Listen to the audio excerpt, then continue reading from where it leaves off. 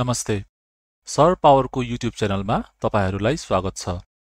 यो भिडियोमा आज हामी vCloud.0 क्लाइन्ट सेटअप गर्नको लागि चाहिने सम्पूर्ण हार्डवेयर डिटेलहरुको बारेमा कुरा गर्नेछौं। यदि तपाई यो सिस्टम कसरी चल्छ र यसको लागि के कस्तो हार्डवेयर कम्पोनेन्ट चाहिन्छ भनेर सोचिरहनु भएको छ भने यो भिडियोमा तपाईहरुले सम्पूर्ण डिटेल पाउनुहुनेछ। सर्वप्रथम vCloud.0 क्लाइन्ट डिभाइस कसरी काम गर्छ भन्ने बुझौं। ट्रेडिशनल स्ट्यान्ड अलोन पीसी जस्तो जीरो क्लाइन्टमा आफ्नै प्रोसेसर, मेमोरी वा स्टोरेज हुँदैन। यसमा जीरो कम्पोनेन्ट भएकै कारणले जीरो क्लाइन्ट भनिएको हो। यो सिस्टममा सबै कम्प्युटिङ कन्ट्रोल सर्भरमै हुन्छ।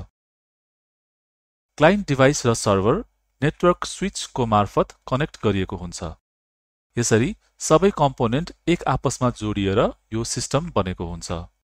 अब vCloud सेटअपमा युज हुने कम्पोनेन्ट्सहरु के हुन्छ हेरौं।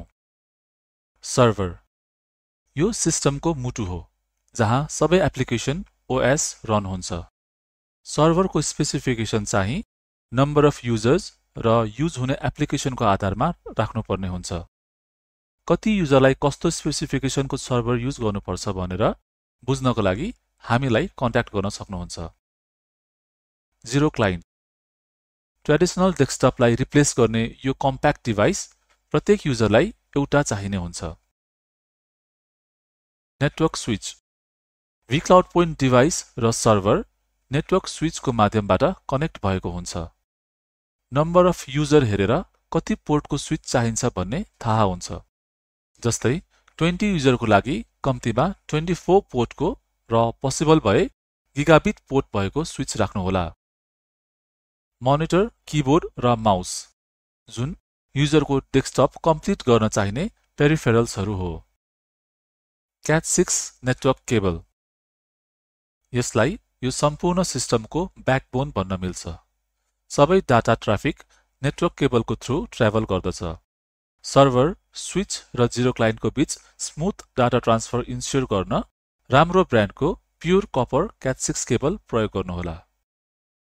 vMatrix सफ्टवेयर यो युजर र डिभाइस म्यानेज गर्नको लागि चाहिने म्यानेजमेन्ट सफ्टवेयर हो।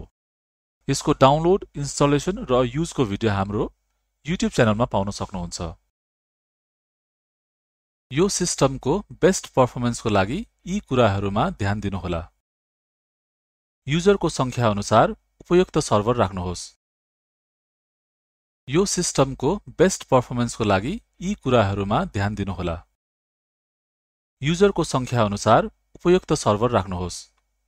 उदाहरणको लागि 15 युजरको लागि मल्टिकोर प्रोसेसर, कम्तिमा 32 GB र्याम र SSD स्टोरेज भएको सर्भर उपयुक्त हुन्छ। गिगाबिट नेटवर्क स्विच प्रयोग गर्नुहोस् ताकि डाटा फ्लो छिटो र स्टेबल रहोस्। उच्च गुणस्तरको Cat 6 केबल प्रयोग गर्नुहोस्। यसले नेटवर्क लेटेन्सी कम गर्छ। सकेसम्म ल्याब वा अफिसमा स्टेबल पावर सप्लाई राख्नुहोस्। नभए मेन सर्भरको लागि मात्र भए नि एउटा UPS राख्नुहोला। यदि यो जानकारी उपयोगी लाग्यो भने भिडियोलाई लाइक गरेर हाम्रो च्यानललाई सब्स्क्राइब गरिदिनुहोला। अरु कुनै प्रश्न वा कन्फ्युजन भएमा हामीलाई कमेन्टमा सोध्न सक्नुहुन्छ। धन्यवाद।